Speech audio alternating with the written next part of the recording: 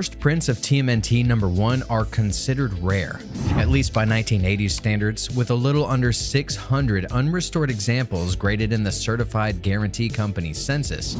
A first print comic with a 9.8 of 10 rating recently sold for $245,000 in 2021.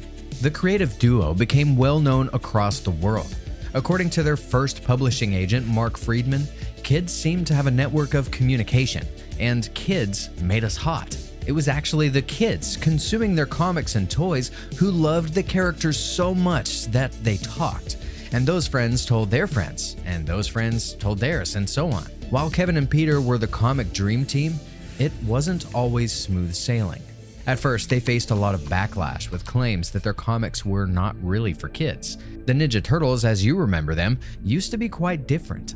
To make the Turtles more suitable for younger readers and increase the appeal of their comic to a wider audience, the Ninja Turtles had to change. That's when the writing was injected with a more comical and light nature, and of course, a love for pizza. The bad guy, Shredder, was also originally written as more of a dark and sinister adversary, and he was actually changed to be less scary and more like a funny, quirky villain instead. The Foot Clan were changed to robots to make fights less violent. Even the way the Turtles talked was adapted to fit their new target audience. Cowabunga! Cowabunga! And instead of just having different weapons, their unique colors and belt buckles were added in to distinguish them. Kevin and Peter, as the creators, did have the final say on these changes, and they accepted that changes had to be made, but they didn't really like having to do it. As Kevin said in a 1998 interview for the Comics Journal, the resolution at the end of the day, even when Pete and I both agreed, there was some stuff we really didn't like, and some stuff that we wish we hadn't said yes to.